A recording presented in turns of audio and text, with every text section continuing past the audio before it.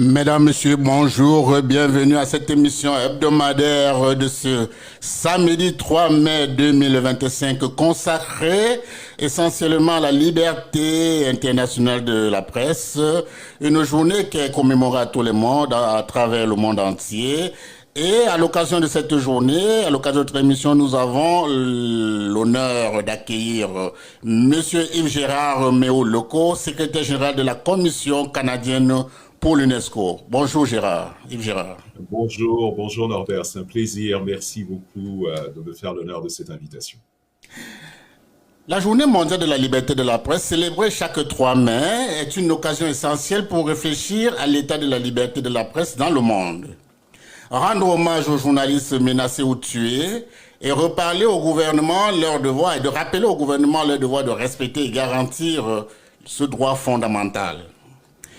Les enjeux liés à cette journée sont entre autres rappeler le rôle fondamental des médias qui passe par une presse libre, pilier de la démocratie, des journalistes qui assurent un rôle de contre-pouvoir, en enquêtant sur les abus, les inégalités, la corruption ou les crises migratoires, sanitaires et climatiques, etc. Dénoncer aussi les atteintes à la liberté de la presse font partie du rôle du journaliste. Dans certains pays, cependant, les médias sont censurés, il y a des blocages de sites, il y a la fermeture des médias indépendants. Des journalistes persécutés, on assiste à des emprisonnements, le harcèlement judiciaire et les intimidations. Les maîtres des journalistes amoncellent, les auteurs sont souvent impunis. Selon un rapport récent de l'UNESCO, c'est plus de 1600 journalistes qui ont été tués entre 2003 et 2023. Toujours selon l'UNESCO, c'est au total 20 journalistes qui ont été tués cette année de 2025. Le merci que la Palestine et l'Ukraine étant considérés comme les pays les plus dangereux pour exercer le métier de journaliste. Cette année donc, la commémoration mondiale de la liberté de la presse porte sur l'influence déterminante de l'intelligence artificielle sur le journalisme et les médias. Sous le thème « Informer dans un monde nouveau », sur le journalisme, informer dans l'impact de l'intelligence artificielle sur la liberté de la presse et les médias, mais nous ferons aussi une incursion du côté de notre thème du jour, immigration et journalisme. Yves Gérard Méo-Leco nous a fait l'insigne honneur d'accepter notre invitation. Au cours de notre entrevue, il va mettre la chair sur les os en élaborant non seulement autour du thème de cette journée, mais aussi et surtout donner son avis sur la situation des journalistes en danger qui sont souvent obligés de fuir la persécution. Monsieur le secrétaire général, bonjour. Bonjour monsieur, bonjour Norbert. Mais avant d'avancer au cœur du débat, permettez-moi de vous présenter notre illustre invité. Yves Gérard Méo-Leco est le secrétaire général de la Commission canadienne pour l'UNESCO qui relève du Conseil des arts du Canada depuis 1957. La CCU UNESCO fait partie des 200 commissions nationales reparties autour du monde, œuvrant à l'avancement du mandat de l'Organisation des Nations Unies pour l'éducation, la science et la culture. Pour rappel, cette organisation internationale joue un rôle important dans la formation des journalistes, notamment sur les questions sensibles comme l'immigration, les réfugiés et les déplacements forcés. Son objectif principal est de promouvoir un journalisme éthique, factuel et non discriminatoire, particulièrement sur des sujets qui touchent aux droits humains et aux dynamiques socio-politiques complexes. Citoyen du monde passionné par l'éducation, l'équité, la diversité, le journalisme et les droits de la personne, notre invité a vécu et travaillé sur 3 continents. Il a étudié en sciences politiques à l'Université Laval et à l'Université du Québec à Montréal et a obtenu une maîtrise en administration publique à l'École nationale d'administration publique. Il a travaillé comme animateur et producteur à Radio-Canada, enquêteur principal au commissariat, au service en français de l'Ontario, gestionnaire à l'unité des services en français de l'Ombudsman de l'Ontario et commissaire en équité et droits de la personne au Conseil des écoles publiques de l'Est de l'Ontario. C'est colosse, hein? C'est bien vraiment colosse.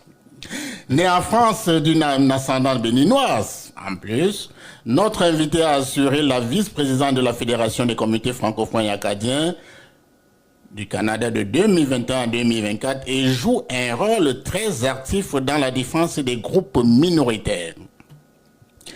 Première question, Monsieur le secrétaire général, informer dans un monde nouveau l'impact de l'intelligence artificielle sur la liberté de la presse et les médias.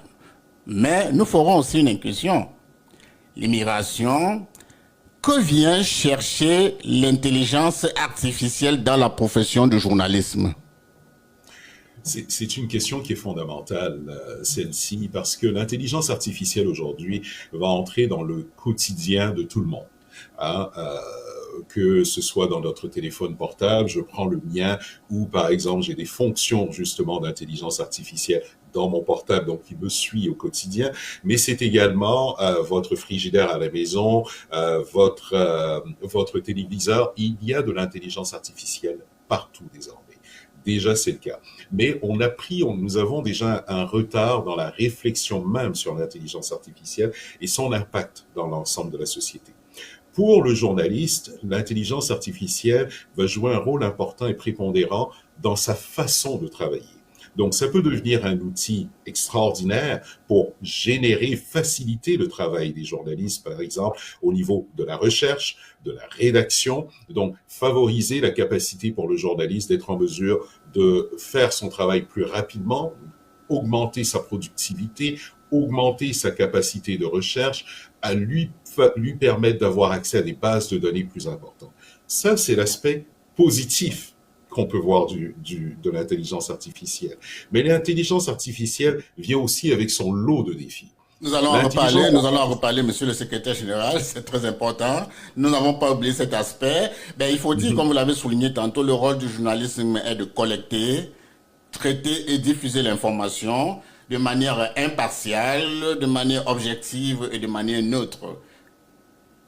Et du coup, absolument, nous nous interrogeons sur, justement, vous avez embrayé sur la question tantôt, est-ce que l'intelligence artificielle n'est pas un danger pour le journalisme de l'investigation?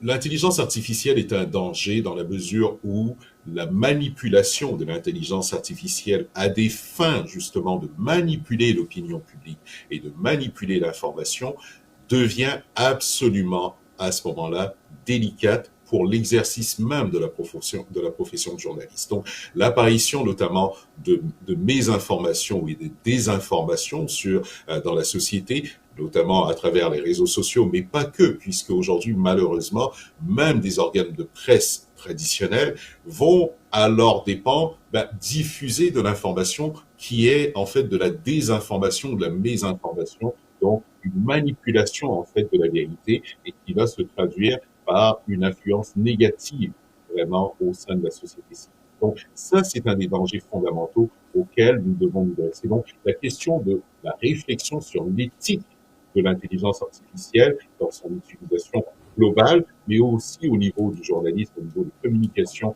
et de l'information, est essentielle. Et ça, à l'UNESCO, nous avons justement cette réflexion aujourd'hui sur une réflexion de l'éthique de l'intelligence artificielle. Les organes de presse doivent y réfléchir. On doit aussi éduquer la population à avoir une capacité de déceler la mésinformation et la désinformation. On l'a vu récemment au Canada, nous avons eu une campagne électorale fédérale où on a vu justement une multiplication des fausses nouvelles, notamment qui ont été, elles, orchestrées par de l'intelligence artificielle. Donc, la manipulation des images, la manipulation des voix, la manipulation également des plateformes électorales, c'est aujourd'hui une réalité où on va diffuser à grande échelle de la mauvaise information pour tout simplement distraire la société civile. Et ça, c'est un danger fondamental pour la démocratie et pour l'exercice même et l'expression de la démocratie. Et tous les pays sont touchés puisqu'on se rend compte que plus nous avons accès à de la technologie avancée, eh bien plus nous sommes à risque d'être touchés par cette forme de malversation ou de manipulation de l'information. La campagne électorale aux États-Unis nous l'a démontré. On craint beaucoup ce qui va se passer l'année prochaine en 2026 au niveau des midterms, pardonnez l'expression en anglais américaine, c'est-à-dire les élections législatives. Comment est-ce que l'intelligence artificielle va jouer un rôle dans la politique américaine et dans la politique canadienne, dans la politique des États européens aussi, où on voit justement une multiplication des fausses nouvelles. On le voit également sur le continent africain, où malheureusement, bien des candidats vont faire affaire maintenant et vont faire usage de manipulation politique à travers l'intelligence artificielle pour arriver à leur fin. Oui, ce phénomène a été observé lors des dernières élections fédérales au niveau du Canada avec les Rebel News et son lot de confiscation de la liberté de la presse. Bon. Maintenant, est-ce que cette technologie-là ne rend pas plus vulnérables les journalistes dits du Sud par rapport aux journalistes dits du Nord? Absolument, absolument. Les journalistes du Sud global sont aujourd'hui sujets à la manipulation de l'information à toute échelle, puisque malheureusement, ce qui est intéressant avec l'intelligence artificielle, c'est que certes, c'est un outil qui peut être bénéfique, qui peut nous permettre de faire des avancées majeures en termes de production, comme je le disais, en termes de recherche, en termes de collecter des datas. Mais malheureusement, on voit de plus en plus une démocratisation assez aisée de l'intelligence artificielle. Donc, son accès qui s'est démocratisé, qui s'est facilité à travers différentes plateformes, fait en sorte qu'on va voir des phénomènes médiatiques dans le Sud global où des rumeurs vont vite se transformer en informations et par la suite avoir un impact extrêmement négatif sur la société civile et sur la politique du pays.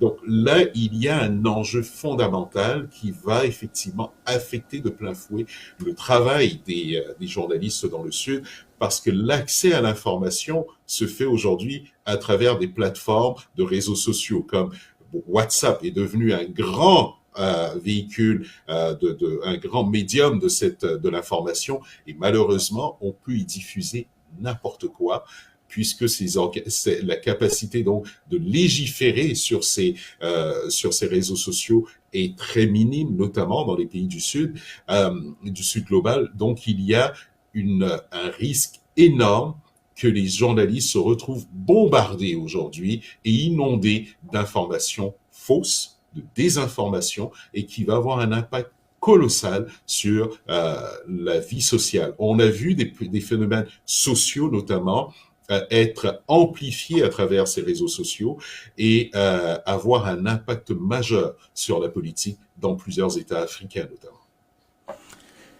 L'importance de l'éducation aux médias devient de plus en plus pressante afin de permettre au public de distinguer une information vérifiée et la désinformation. Bien entendu, la promotion d'une presse éthique et responsable qui doit lutter contre les fake news tout en respectant les droits humains. Quel rôle joue l'UNESCO dans ces conditions-là? Alors, l'UNESCO joue un rôle important. Vous le savez, nous avons un mandat qui est très fort au niveau de l'éducation, l'éducation pour la paix notamment. Le mandat de l'UNESCO, permettez-moi de le rappeler, est d'éduquer pour la paix. C'est notre mandat fondamental au départ, et ce que nous faisons à travers différents organes, c'est-à-dire tant différents secteurs plutôt, tant l'éducation, la culture, les communications et informations. On le fait aussi à travers les sciences sociales, la recherche. L'UNESCO est un réseau de réseaux. Vous avez parlé en introduction des commissions nationales, où il y a effectivement 200 commissions nationales qui elles-mêmes sont des réseaux de différents groupes qui sont par exemple les écoles associées de l'UNESCO. Et là, je vais prendre un moment pour m'arrêter sur les écoles associées de l'UNESCO, qui sont très présentes par ailleurs sur le continent africain, et comme ici au Canada, où nous avons plus de 130 écoles associées réparties à travers l'ensemble du pays.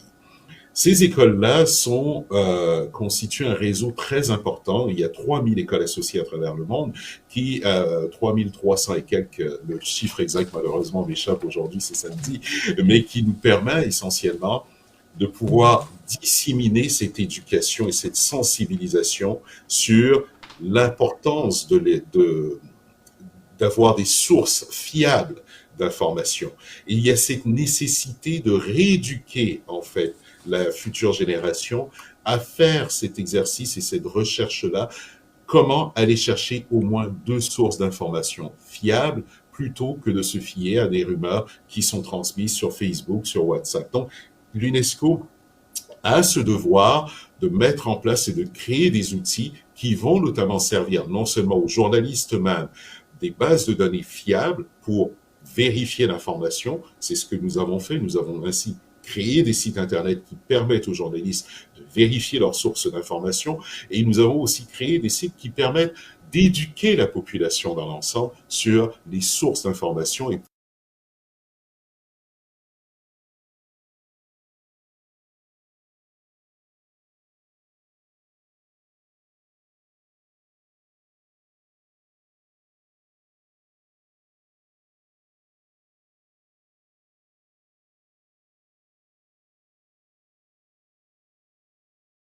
relayer l'information, raconter les histoires des hommes et des femmes, des enfants qui composent nos sociétés est essentiel pour nous tous, pour que nous ayons une compréhension en tant qu'individu qui vit dans une société, des enjeux auxquels nous faisons face, mais aussi aux enjeux potentiels auxquels nous allons faire face en tant que société.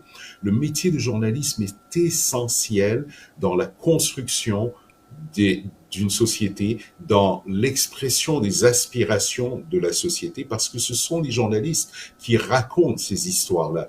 Si eux ne le font pas, si eux ne peuvent pas le faire, personne ne peut raconter ces histoires-là. Personne n'a le mandat de le faire à leur place.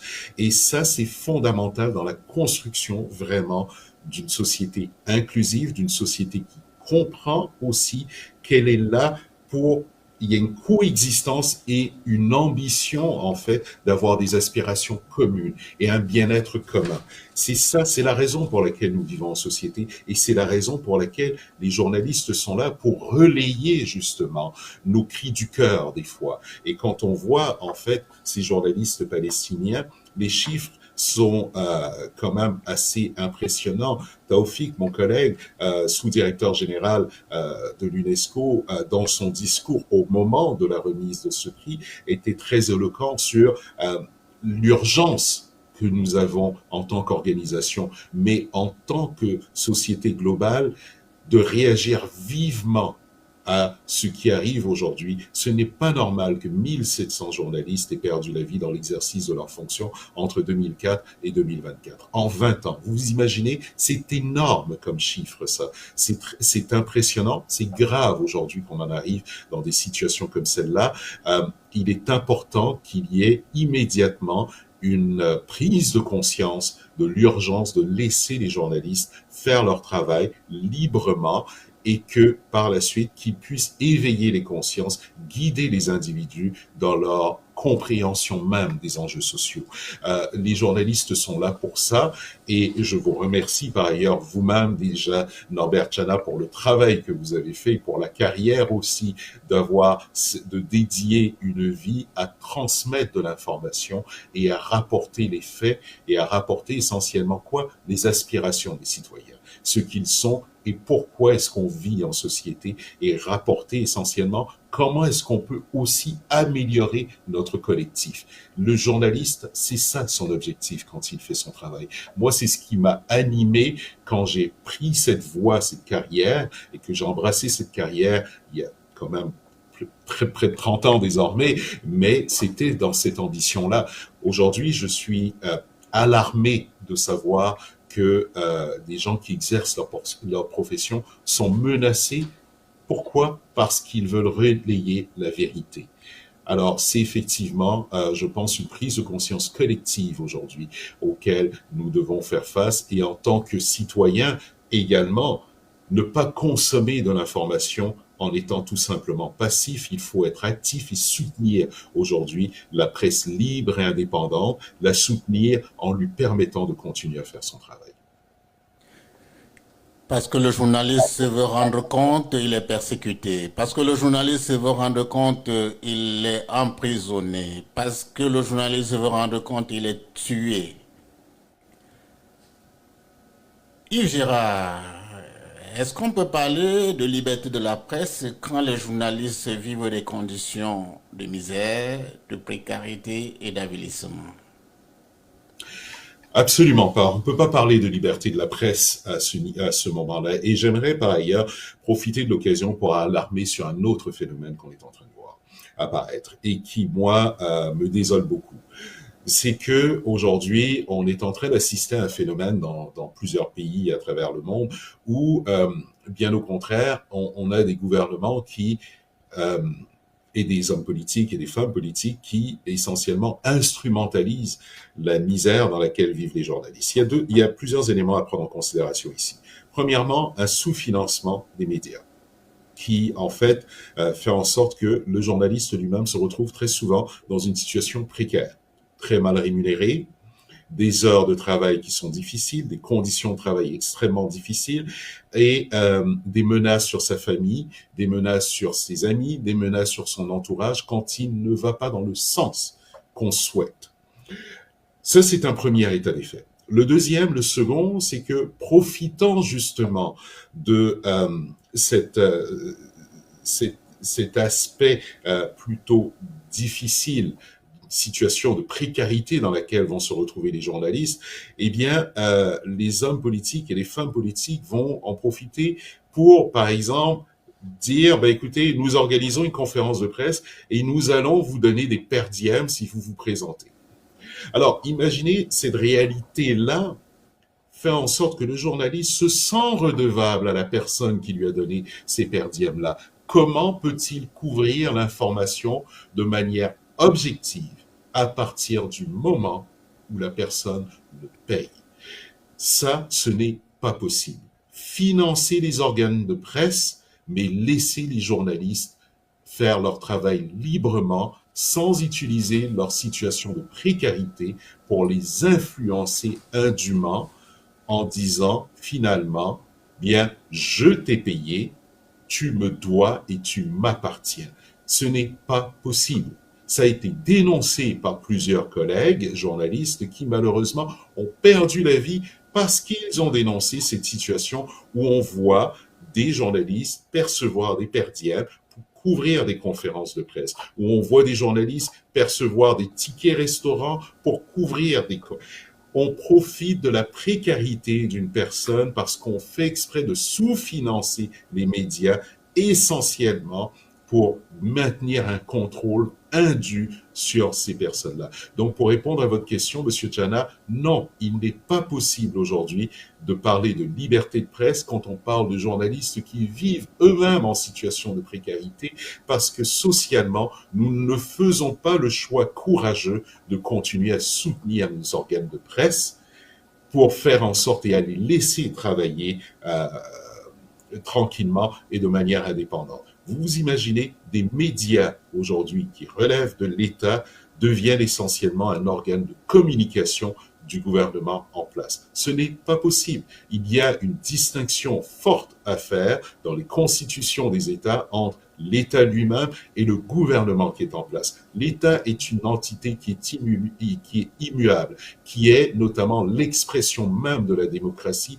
et l'expression du peuple. Le gouvernement, lui, normalement, est élu et doit respecter justement cette volonté du peuple. Donc la nécessité de maintenir des organes de presse publics correctement financés, permettant à des journalistes de vivre que décemment de leur profession et notamment avoir la capacité d'exercer leurs fonctions sans avoir de menaces, sans se sentir sous pression et sans être téléguidés par des objectifs qui sont liés à des visions personnelles des individus et notamment par une volonté de se maintenir en poste au niveau politique. Ça, on ne peut pas à ce moment-là parler de liberté de presse dans des conditions comme celle-ci. Je suis désolé, je deviens très émotif quand il s'agit de la liberté de presse parce que c'est un élément qui est essentiel. Tout à fait.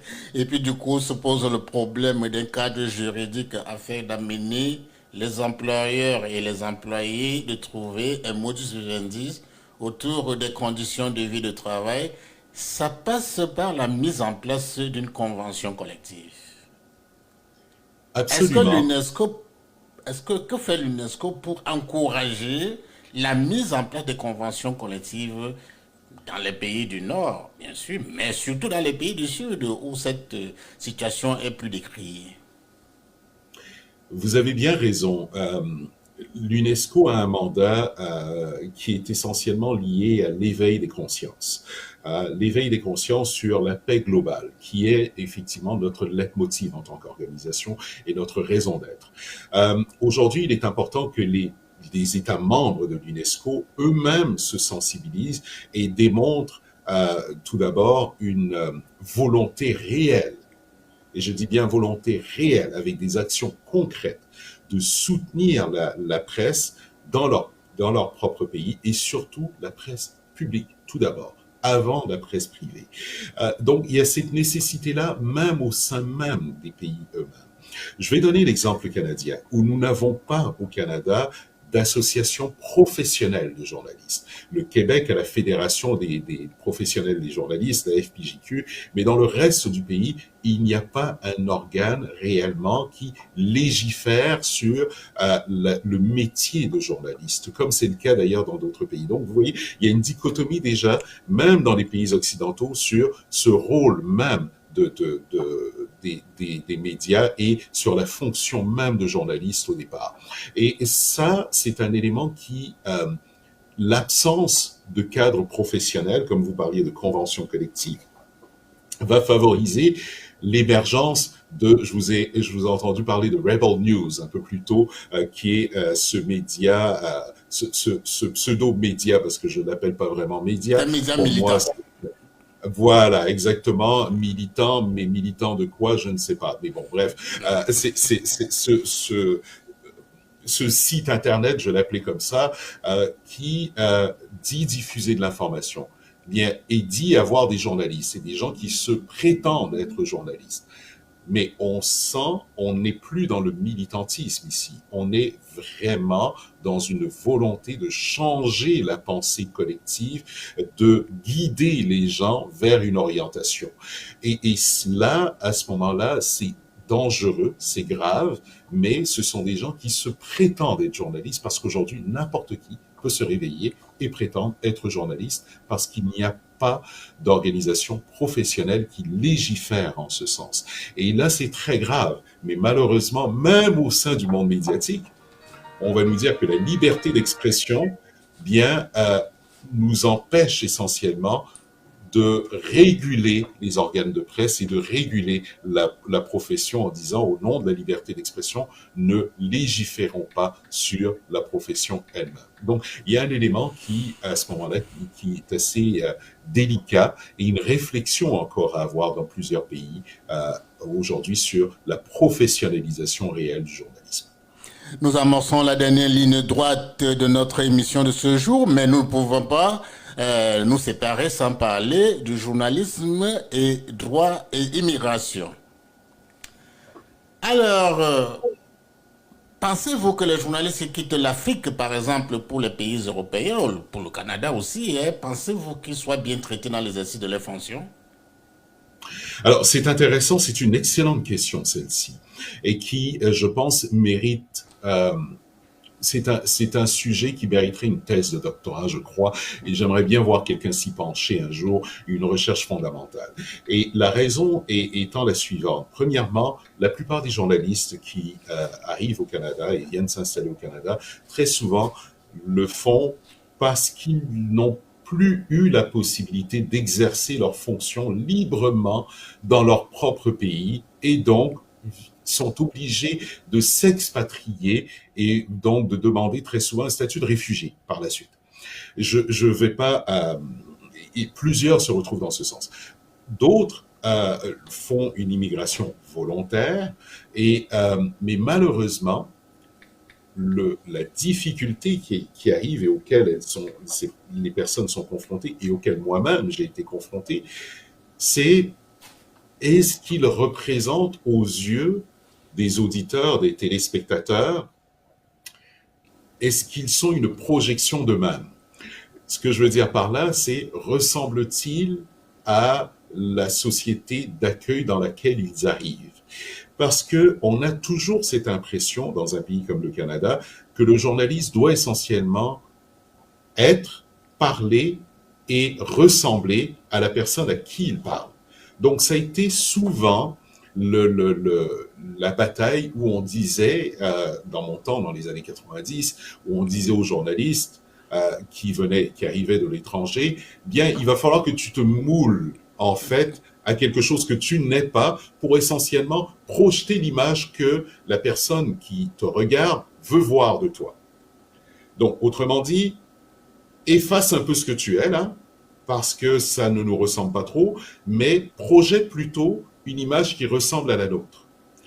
Mais attention, aujourd'hui, les choses ont bien changé, parce que l'auditoire n'est plus le même. L'auditoire a été modifié, a changé. Je me souviens que le premier journaliste noir qui fait son arrivée à Radio-Canada est togolais.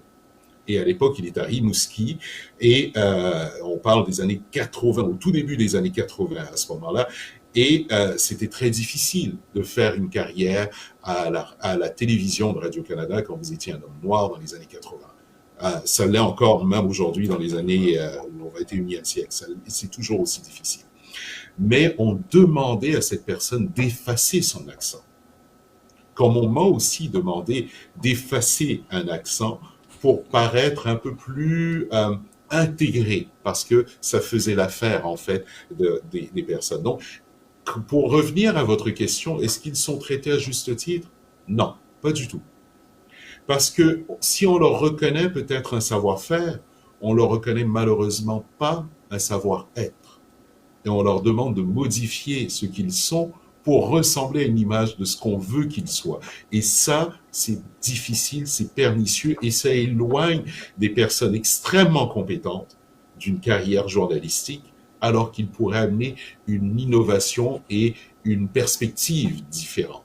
Et surtout, permettre à un nouvel auditoire de lui aussi pouvoir se retrouver dans ce qu'il perçoit à sa télévision.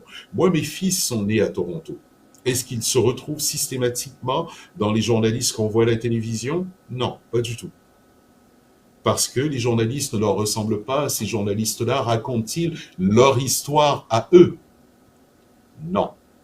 Alors, c'est aussi ça, la nécessité aujourd'hui d'avoir une réflexion sur ce que nous voulons de ces journalistes et ce qu'ils peuvent apporter à l'espace médiatique canadien dans l'avenir, parce qu'ils auront un rôle à jouer dans la construction de l'identité de ce pays, parce qu'une fois qu'ils sont arrivés, et très souvent ce sont des personnes qui sont très bien intégrées dans la société canadienne, mais on leur demande de faire fi d'une partie de leur être une fois qu'ils sont en ondes, à la radio ou à la télévision, parce qu'on veut qu'ils ressemblent à quelque chose. Donc, on est en train d'assister aussi au Canada à une multiplicité, à l'apparition de médias que je ne veux pas qualifier d'alternatifs, mais de médias qui essentiellement vont permettre à des personnes d'exprimer ce travail journalistique.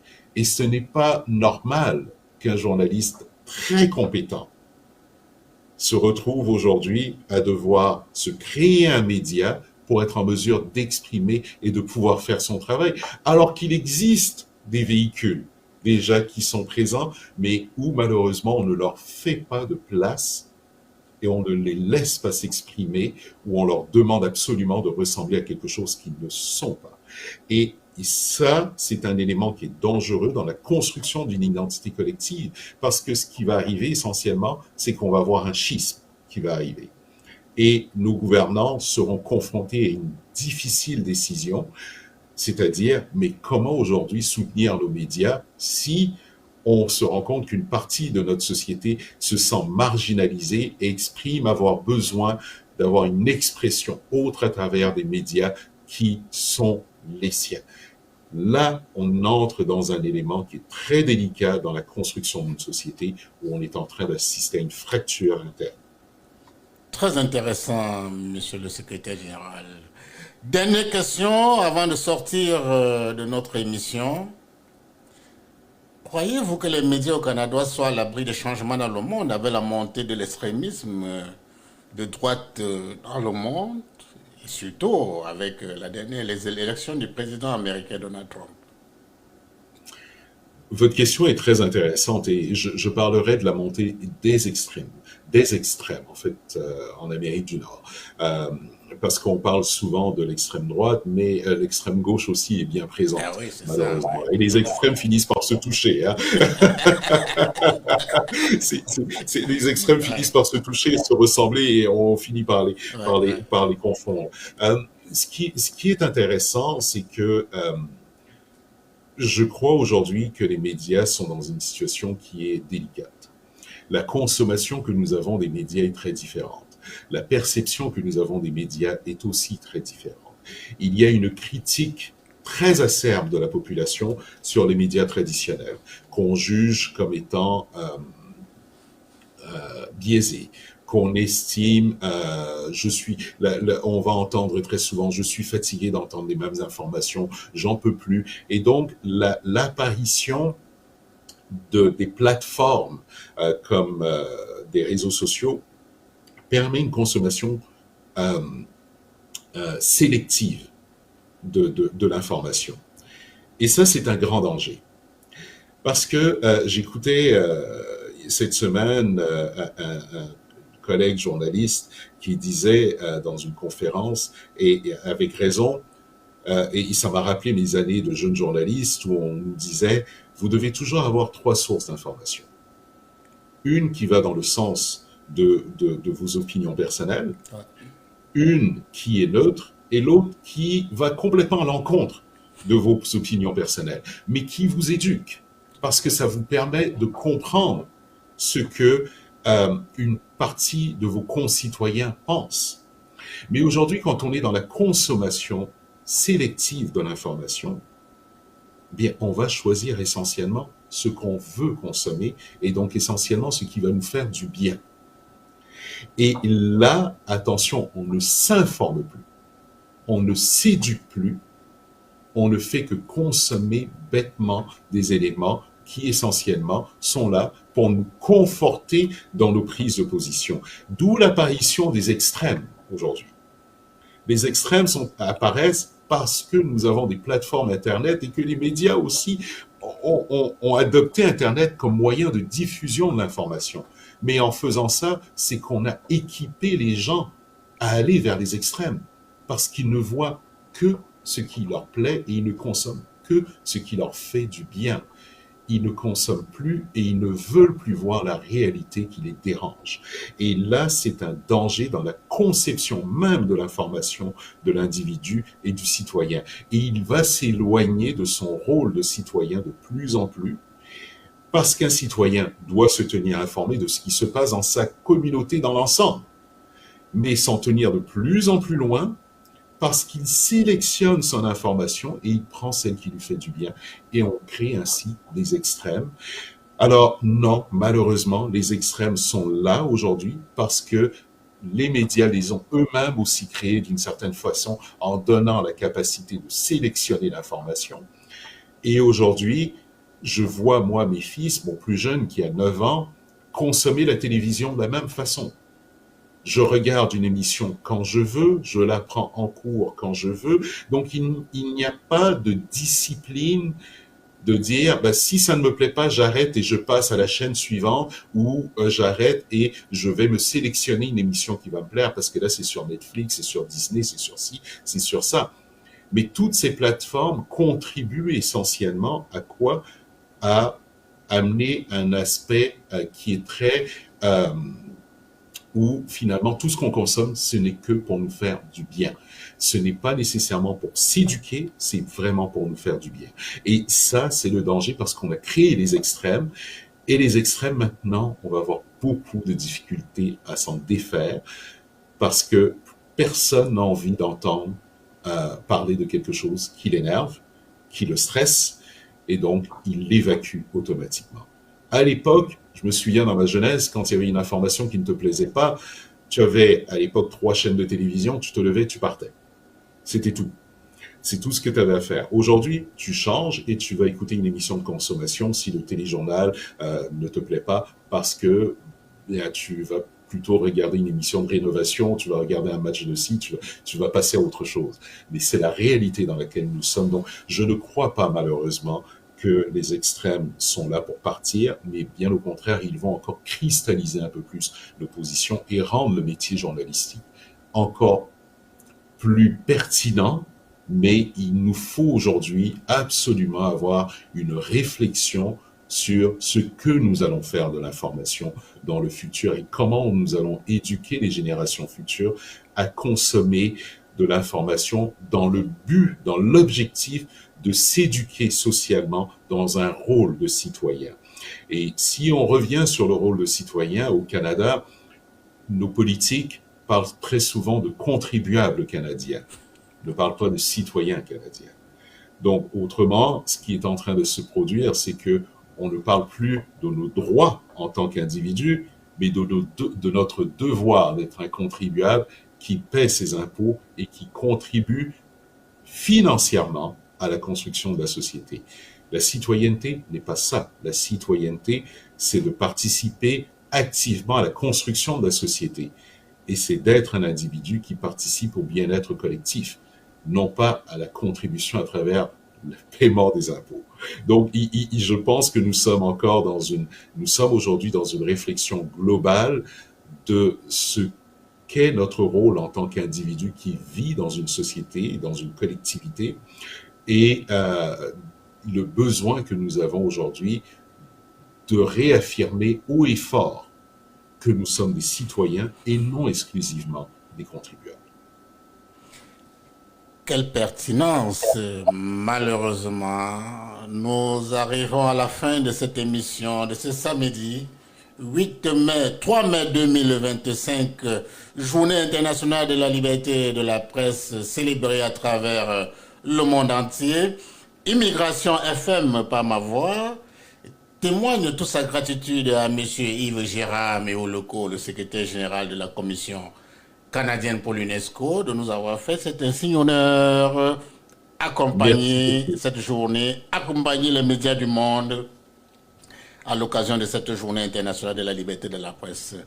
Pour celles des auditrices et ceux des auditeurs qui ont pris le train en marche ou bien qui ne n'ont pas suivi l'entièreté de cette émission, c'est pas grave, vous allez retrouver cette émission, version YouTube, Facebook, sur toutes nos plateformes. Et naturellement, l'UNESCO aura l'émission enregistrée. Encore une fois, merci Yves Gérard et à la prochaine si Dieu le veut. Merci beaucoup Norbert, au plaisir de vous revoir sous peu. Je vous en prie.